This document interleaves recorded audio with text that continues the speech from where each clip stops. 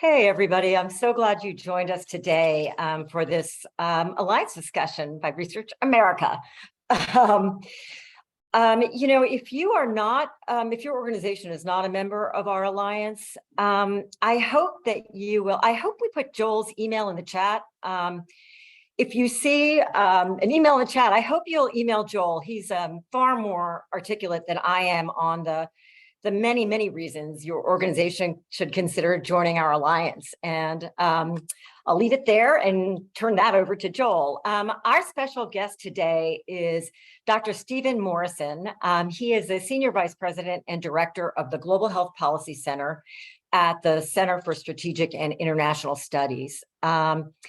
We are just so thrilled to have Steve join us to talk about what the most compelling reasons are for U.S. engagement in global health and global health R&D as a part of that, and then what are the reasons why maybe some believe it should not be a priority. And as always, I hope that you have questions and that you'll type them in the Q&A box or chat, and we'll pose as many as we can. So with that, Steve, let me turn it over to you. Great. Thank you very much, Ellie. And thanks to Samantha Miller as well. It's a real honor to be here with you all today. I'm a long-standing admirer of Research America, and there are many people there in the leadership ranks who we look to for opinion and insights. Susan Denser, Mary Woolley, on the board, Michelle McMurray-Heath, who's an active member of our commission, Victor Zhao, who's a longstanding friend and ally, Mark McClellan, who also gives a lot of time to us. These are people that we turn to habitually to try and get a reality check on complicated policy questions. Same is true for the Global Health Technologies Coalition that Jamie Beinishi runs, and which counts among its ranks many people who are very important in that domain, including Karen Gorleski, who's an old friend. Just as an aside, I mean, picking up the paper this morning and reading that Renee Wegersen, I hope I'm not butchering her name, has been named to be the first head of ARPA-H. It's great news, and it's coming right on the heels of the president nominating Arati Prabhakar to be president's science advisor, and Monica Bertagnoli to head NCI. I mean, there's movement. There's really significant movement. You can be dissatisfied with the pace of some of this, but the quality of what we're seeing come forward, there's still gaps, obviously, but the quality of leadership that's coming forward is just is really inspiring, and it gives reason for great hope. And I know that these are nominations that these organizations have great responsibility for moving forward, and kudos to all of you. I was asked to talk a bit about what's the case for investing in global health and global health security. Global health covers a broad span of investments: infectious diseases, primary health care, reproductive health and family planning, environmental health, NCDs. Covers a broad spectrum. Obviously, and I'll say more in a moment, I mean, HIV is a kind of flagship element within that, and has been for some time, and is a very important dimension.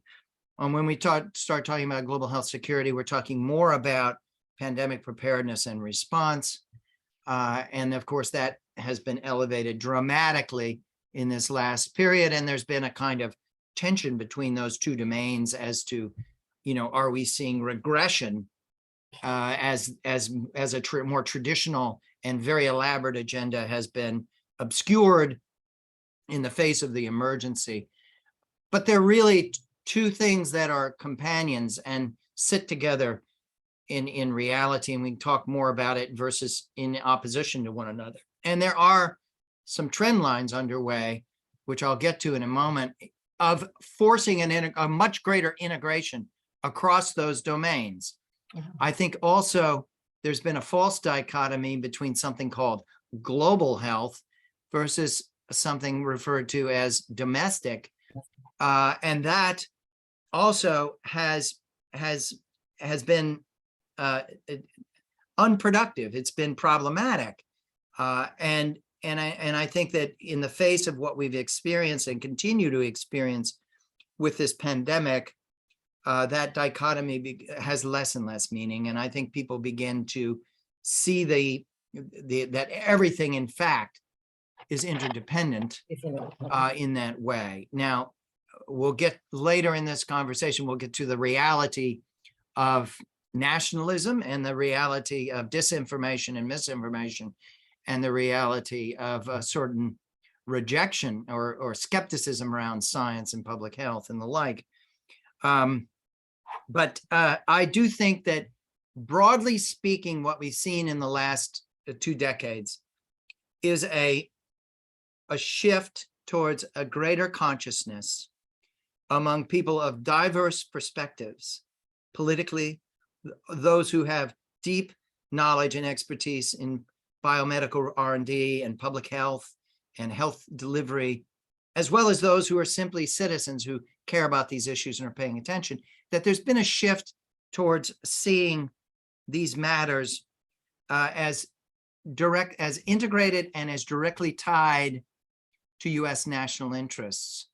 And what I mean by that is that I believe it's fair to say that the argument that something like the HIV pandemic, which was raging forward in the 90s and cutting a course through Eastern Southern Africa and threatening stability in many, many places, that when people began to argue in that time that this was an ethical and moral and humanitarian emergency, it was an emergency that threatened prosperity and the stability of communities and families.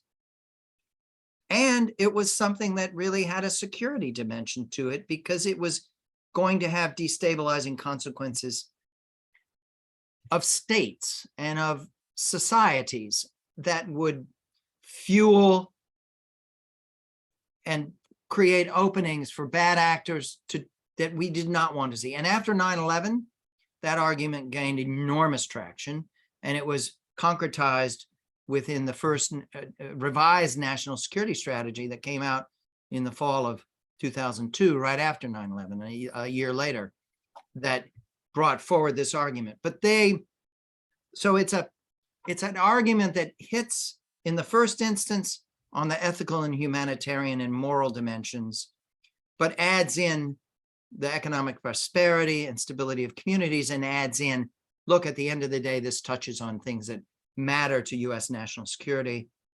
And that should be part of the argument for why we really need to be invested. These arguments should not be seen as in active tension necessarily with one another. In some instances, they are seen that way, but I think that you can make the case that the combined impact of what's happened in the last 2 decades has moved opinion in that direction, not entirely. And I'll explain what I mean by that. But we began making these arguments 20 years ago in forming the CSIS HIV task force on the CSIS task force on HIV/AIDS with John Kerry and Bill Frist. And we put that together as a Senate task force. It lasted for 7 years, almost 7 years. We were very, very deliberate in making the argument that I just laid out, that it touches all 3 of these dimensions. And that what we needed was something that made clear that in order to deal with these matters, we needed public health and biomedical and R&D research capacity. We needed private industry at the table, but we also needed people who were advocates. We needed philanthropies that were becoming terribly important in this period, and that we needed folks from the security domain and the diplomatic domain, as well as those who did development, that this was multidisciplinary.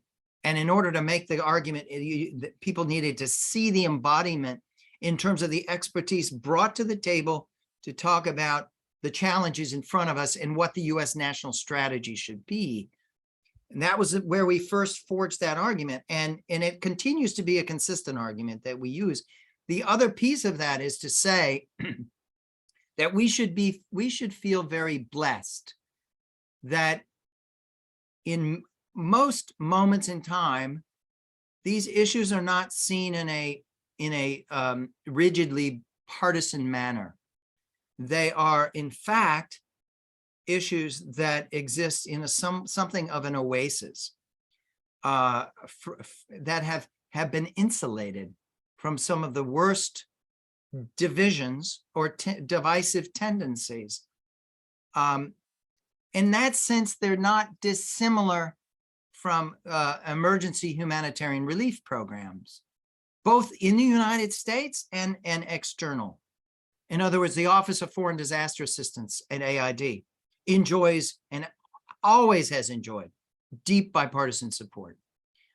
Things like FEMA, yes, they've gone through some bad spells, but they've rebuilt confidence and support among the American public across political lines.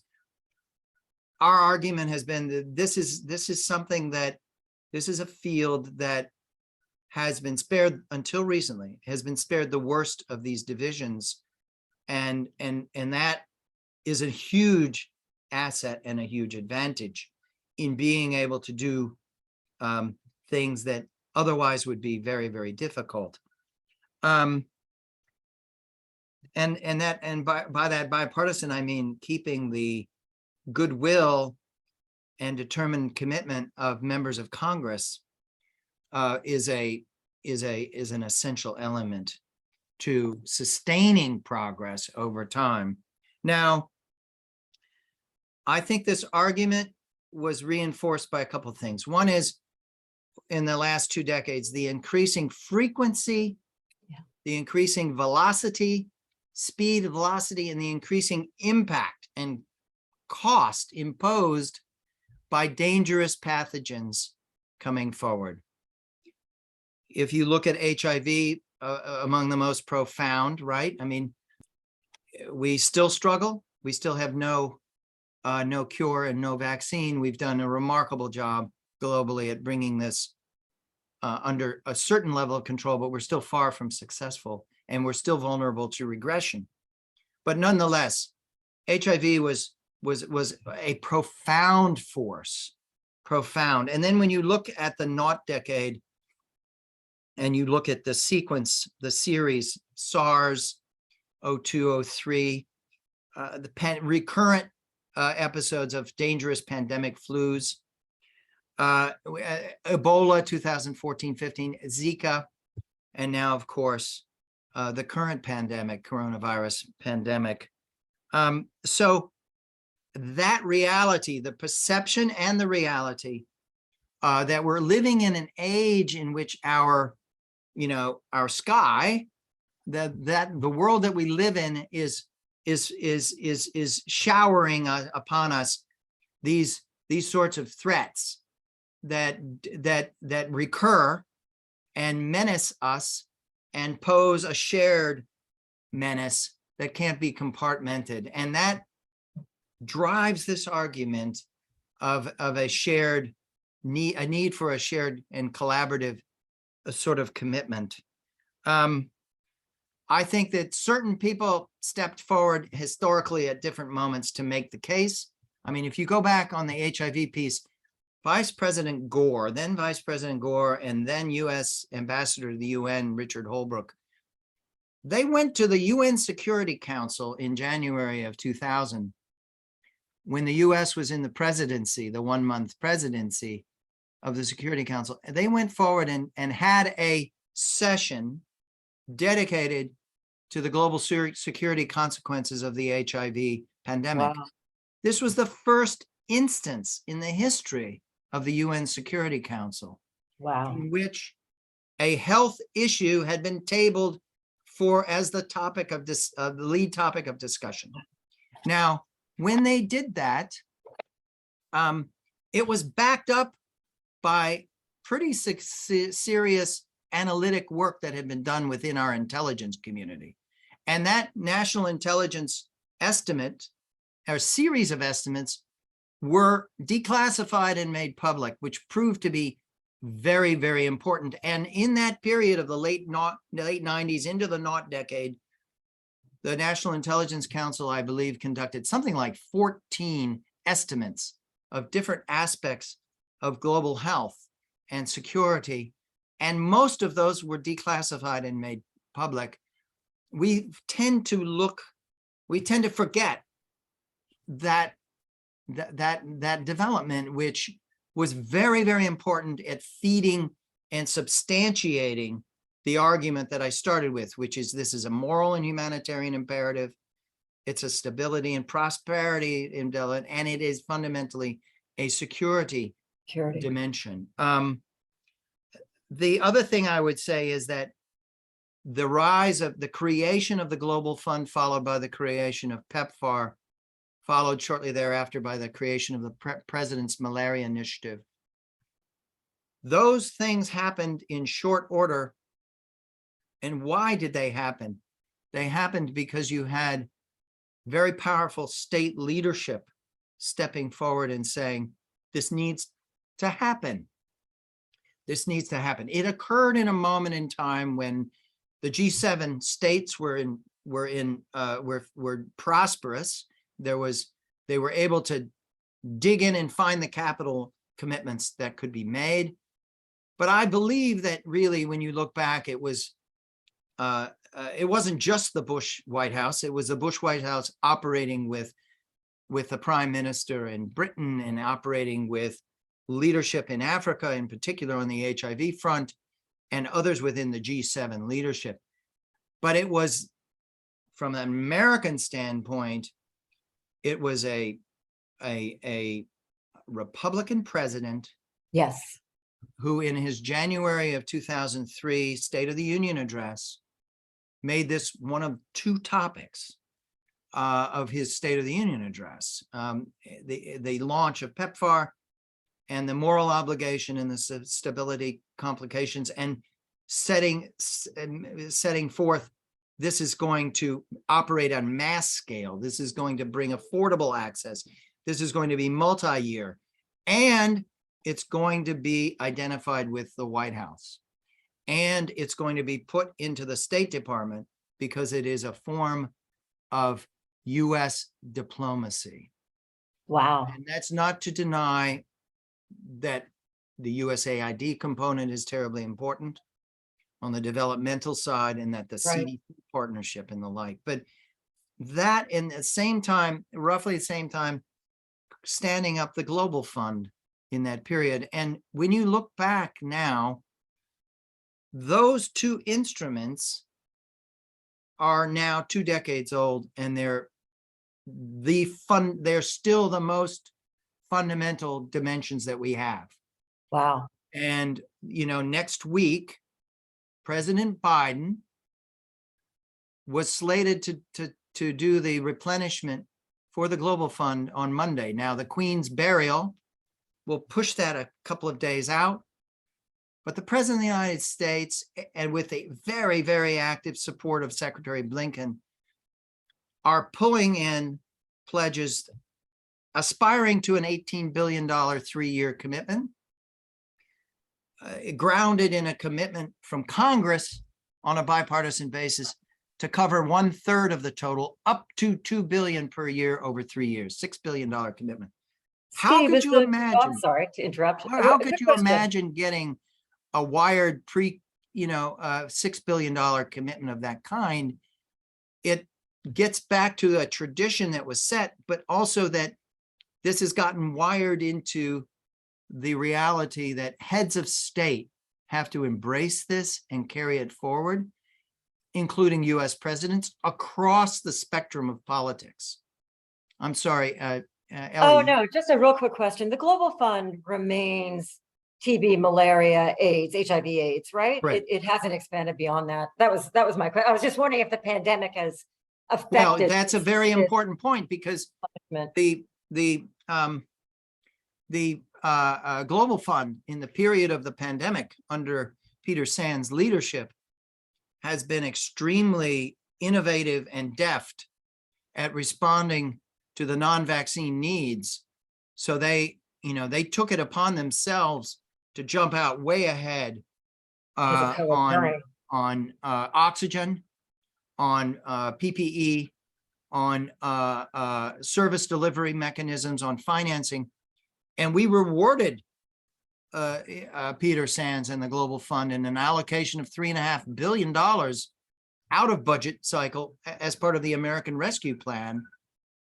So he was able to leap forward without sacrificing the agenda that he's there to serve on HIV, TB, and malaria, and do remarkable things in response to this pandemic threat, which gets us back to the reality that responding to the pandemic and health security demands is not contradictory to responding to the continued demands on HIV, TB, and malaria. They should not be seen in that fashion. Right, right.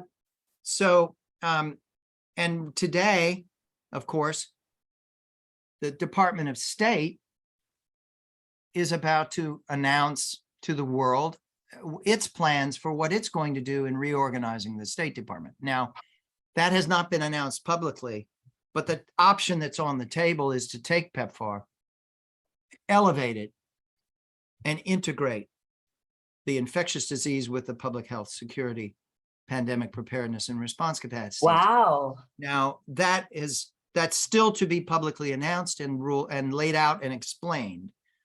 Yeah, that's a big deal. It is a very big deal, and it's consistent with the same logic that Peter Sands brought to the table in saying, look, we have access, legitimacy, partners, we have finance mechanisms, we have reliable oversight, we have the trust and confidence of donors and our stakeholders and our partners, and we have a moral obligation to take on this crisis and be responsive.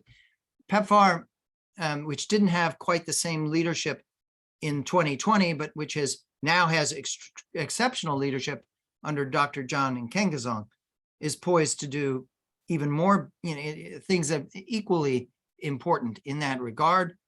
And Anjali Ashrakar has set the stage in doing things already in that area. So these are, we are positioned to continue to move forward on the Global Fund and on PEPFAR. PEPFAR will be reauthorized next year, and the replenishment, it may not be 18 billion, it may be less than that, but it will be more than the previous cycle of 14, and it will be a success. Germany's coming in very generously. Japan is coming in very generously. I'm quite hopeful. A couple of other things to emphasize in terms of the evidence of a logic that these matters are of grave national security import, and they need non-traditional approaches. The Global Health Security Agenda was launched as an international alliance in February of 14. Tom Frieden was very integral to that, but it was seen as an alliance that stretched across low-income, middle-income, high-income countries in partnership with WHO and other international bodies and the like. Ebola arrived at roughly the same time, and that put a very big focus on this and generated additional emergency funds, which made it possible for CDC and AID as a junior partner to go out and start creating capacity on public health security response in something like 36 key partner countries. That was very important. I think when the pandemic struck and the Trump administration launched Operation Warp Speed, that was another dramatic illustration in saying, look, in order to get to a solution, we need to think beyond our normal standards of what is required. A vaccine is a strategically important aspect of the solution to this. We need high capital. We need the Department of Defense capacities brought in. We need the authorities under the Defense Protection Act in order to shape the industrial response. And we need to move big and bold, make bets that are smart, and hope for the best. And that was a transformative moment, and the Trump administration deserves credit for that, for thinking strategically and acting strategically in that fashion. And we learned an enormous amount from that, and we should be celebrating that. And it colors our thinking. And when you look now at the American Pandemic Preparedness Plan, AP3, which is the Biden administration next iteration, the 5-year mandatory budget of $88 billion that was put forward in FY23, the AP3 first annual report was just issued last week. We are thinking bigger. We're thinking bigger. We may not be getting there as quickly as we want in terms of getting the funding lined up, but we're thinking bigger and strategically and long-term, and tying it to national interest and to the health of our nation and the health of the world. And that is just profound. And I think no less profound was just seeing DOD come as our health system here in the United States was stressed in so many ways, that the Department of Defense came in so many different ways to complement our health system and make it possible to have the response that we needed. I'll just quickly run through the yes, but points that I wanted to add, which is, this is not easy. Making the case and the argument and solidifying the consensus, there's been dramatic progress.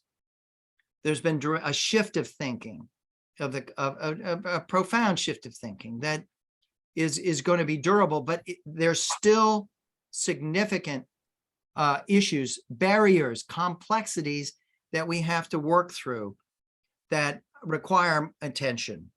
Hey, Steve, can I stop you there real quick? And please feel free to use your own name in vain. What's the best resource to find that messaging for advocates? Do you have a recommendation for us? For the case around? Yeah, you said that, we've become more sophisticated in the way that we convey this imperative, really, the security imperative, this economic imperative, ethical imperative. Where do we find that? Where do we find that language? I think you start with the first national security directive of the Biden administration, which was issued on the first day of its being in office. Great. On the first day of President Biden's term, there was that directive that laid out the case and what were the targets. There were 13 other actions issued at that time. I mean, there was this burst of action that all had been developed in the quietly 6 months before getting elected and then inaugurated, so that it could be moved forward. Perfect. I think there's also been if you look at, there's been account after account after account around, or reflection around this pandemic, some of which are better than others, but there is still quite an array of writings out there by brilliant people about what this pandemic has meant, and they tend to converge around these arguments. There's a common element, a common thread going through those, and whether you're reading Andy Slavitt's book or Scott Gottlieb's book, or we can go on and on. Yasmin Abdul-Taleb and Damian Paletta's book.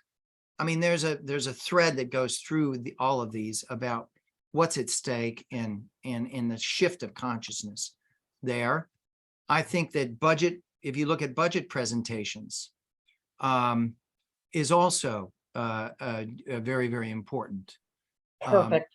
This So is great. We're so resource oriented at Research America. yeah, We rely on the brilliance of many. So thank you. I mean, we published in November of 19 a study of how the United States was not prepared for a major stress event, a major pathogen outbreak, and we enumerated what the stakes were, why this was important to national answers, why was this happening, why were we chronically weak, and what needed to be the fix. And it didn't get a whole lot of attention initially, but then once the pandemic hit, Oh yeah. Is there that on your was, website, Steve? pardon me, that's on the Is that on CSIS your, okay, website. we'll try to find that and put that in the chat too. So just quickly, the things that need to be acknowledged as, there's there are people who raise, there are skeptics who raise questions, understandably, and say, okay, if this is such a priority, such a national security, national interest priority, why are we not consistently and sustainably funding these efforts? And this is a field that is prone to a cycle of crisis followed by complacency and neglect. And so you have people go, well, if this is so important, why is it that our leadership forgets about some of this stuff at the drop of a hat? So that's a tough issue, and that's one that has to be confronted. Another is many people in the field of health, biomedical research, and the like are not necessarily comfortable with a national security rationale added. There's a fear of this somehow will be securitized or militarized and subverted to a military objective. And that's a legitimate concern. I think it's been possible to reach a greater integration and consensus around that. Obviously, populist nationalism enters the equation, and there's been a dramatic rise of populist nationalism here and elsewhere, and that completely complicates the debate. I think also the compound impacts of this pandemic, right? 3 years running, 1918 Spanish flu was over and done with in 18 months. This has exhausted us, it's depleted us, it's worn down our capacities, it's frayed many institutions, and it's given rise to a dangerous politicization and a dangerous assault upon the credibility and integrity of our scientific community, our public health community, and the like. And that has also drawn in a new force that we have been very slow to acknowledge and take account of, which is disinformation, misinformation, conspiracy thinking, and the like. And so we face a new world in that order in trying to figure out how to make the case against that backdrop, how to make sure that that bipartisan consensus I talked about doesn't disappear. It has not disappeared, No. but the politicization, the greater partisan around the instruments of masking, mandates, vaccinations, and the like, schools, the degree to which that magnified political divisions and became politicized is an enormous concern, and it's enormous. It creates barriers in this way.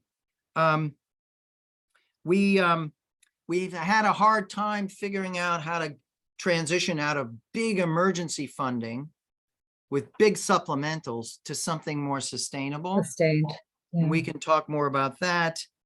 Obviously, we're in a world where as the virus changed, as hospitalization and deaths dropped, and became decoupled from infection, we began to lower our concern and turn away. And now we have also all these other shock factors of food insecurity, runaway debt, climate change, the Ukraine war in Ukraine, and the like. And we face the challenge of how are we going to keep a focus on these matters in conjunction with our response in these other ways, because these are not freestanding things.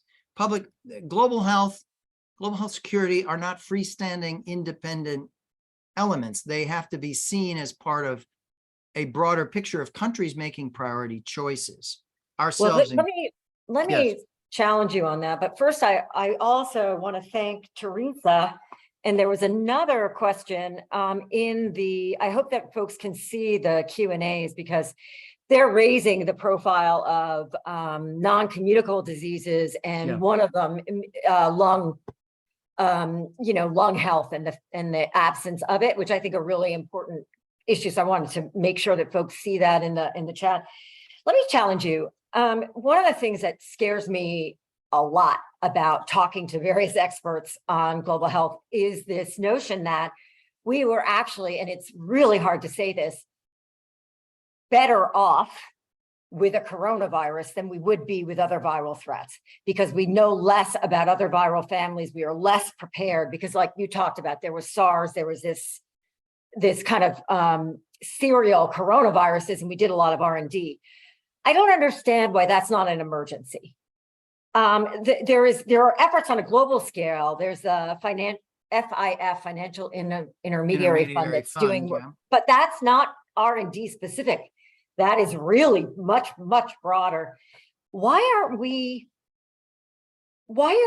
people doing something about this? I know there's a proposal at NIH, but it's not being funded, and I don't get it. And I'm kind of an independent myself, so I don't get it.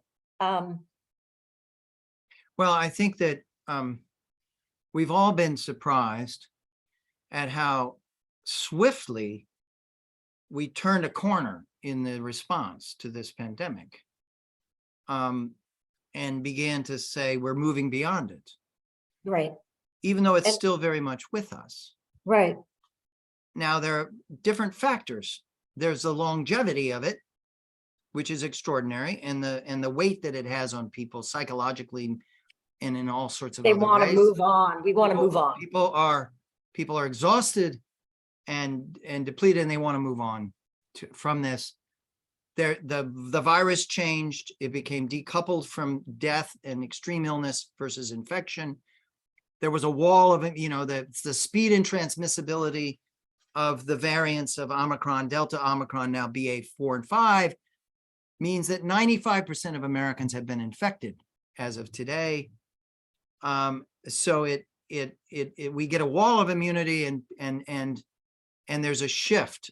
There's a dramatic shift, and then it becomes so much more difficult, right? The U.S. Congress, in a bipartisan basis, passed, I think it adds up to $4.6 trillion in emergency supplementals. That's an extraordinary amount of money, right? It is. And it within that was something on the order of, if you look at how much went to the domestic response to the pandemic, in terms of actual, vaccines and other inputs, about 350 billion within that, and that's another huge number. And then we put 20 billion overseas to great impact, but now we're struggling. Right now, we're out of the emergency phase. We're out of the big supplementals. We're in an electoral cycle. We feel the threat has subsided, and yet people who know this field, and the people who are the architects of AP3, of the American Pandemic Plan, are saying, look, we need the next generation of vaccines. We need vaccines that are more durable, that stop infection, that treat multiple variants simultaneously. That's going to be hard scientifically. It's going to require another major mobilization with major resourcing over multiple years and the like. But it's a more difficult environment to make that case. And so we can't give up. We have to keep moving forward with what we can get and keep reminding people of this. And that's what I meant about this first annual review that the White House Office of Science and Technology Policy just came out with, which was a reminder. This agenda is not going away. We can't walk away from this. It's essential to protect Americans, but we're going against that cycle of crisis followed by complacency, neglect, the diminished perceived threat, even though the threat is still there. We're going to lose 230,000 people this year. Well, I think there are two different threats, right? This is what I really understand COVID fatigue. It's not okay, but I understand it really a lot. I don't understand. We don't want this to happen again with a more virulent, deadly virus. That's what I don't understand. And I wonder if it's a messaging issue. We need more influencers to come to to make this case if we can do something about it. If we can't, but I think we have to. We have to keep the fight and reach as many people as possible and transcend the polarization. The other thing I would add is we're in a period of pretty unusual ferment within our own institutions and in our government and internationally. By that, I mean, look at what's happened. Rochelle Walensky, head of CDC in August, just a few weeks ago, announced a major reform effort of the institution and admitted major mistakes and has begun to plot out what that reform agenda is going to look like. That's an effort to regain trust and confidence. That's an effort to reset. That's an effort to connect to the American people in a way that has not been very successful up to now. And it's also a way of trying to communicate guidance and prepare it faster, clearer, and to have greater speed and agility at standing up emergency operations and the like. And that's just one case. If you look at the State Department, as I mentioned, they're deliberating and soon to announce how are they going to reorganize themselves for this new world?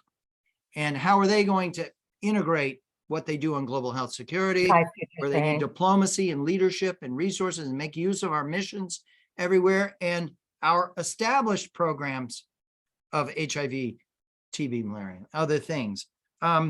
So I think that's very, very important. We have a national biodefense strategy that's been in review. It's mandated by Congress, and it will be coming out shortly. As soon as the president signs that out, that will come out, and it will speak forcefully to the American public about what has changed and what has to change now in the United States government's approach to biodefense. And so that's what I meant. There's ferment that's underway now. That is debate around what do we do. And obviously it's something where members of Congress play a very important role. Members of the public play a very important role. Yeah. The public needs to know what this is all about. And then you mentioned the Financial Intermediary Fund. That's a very promising development. Yes. It's emerging out of US leadership in concert with the Indonesians, with the G20, with African Union, African CDC, and others. It's a very promising initiative. The US leadership, US has been in the lead, and it's actually happening. It's getting stood up right now, and we have exciting.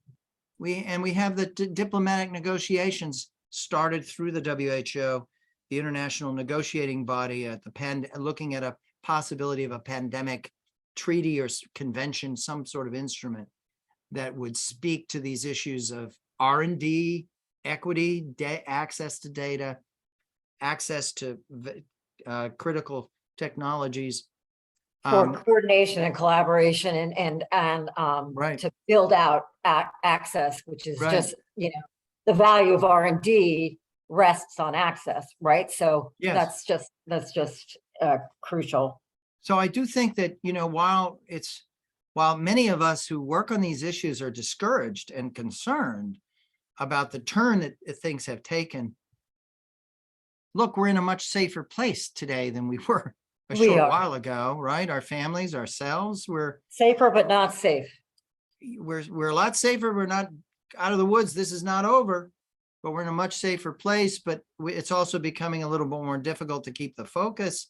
We've got all these other very important, worthy competing demands pressing upon us and the rest of the Right. world, well, we have to be nimble and smart in the way we evolve.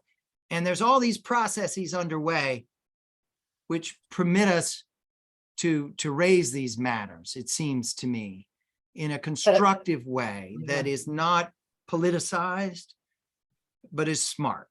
But I would add that, you know, we are not going to be out of the water. Even if COVID ends up being a very, very, if long COVID, which is another whole issue. Yeah. Hopefully folks can get the help they need, the R&D they need. If COVID becomes endemic, we're not out of the water because viral threats are emerging faster than ever before in recorded history. We need the R&D for other threats.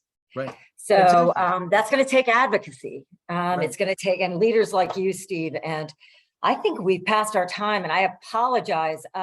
Hey, Sam, can you join us? Do we have questions that we didn't get to? I think we hit everything that came through in the Q&A. And thank you so much for your time today, Dr. Morrison. This has been such an amazing conversation. Thank you. And Steve, we're going to invite you back. I'll start now with the invitations in the hopes that sometime in your schedule next year you can come back. Oh, I'd be happy to come back. No, I mean, I hope this was useful for you and your audience and your membership. Just fabulous, terrific. I know we have some housekeeping, so Sam, let me turn it to you. Important future alliance discussions, etc. So I can step out, right? You can, Steve. Thank you again. Truly. Thank you so much for your time, Bye. Dr. All right. Bye, Sam. Bye, Ellie. Bye. So we hope you can join us tomorrow for our next Alliance discussion. We're going to be joined by Robert Gebbia, who is the CEO of the American Foundation for Suicide Prevention. This month is National Suicide Prevention Awareness Month.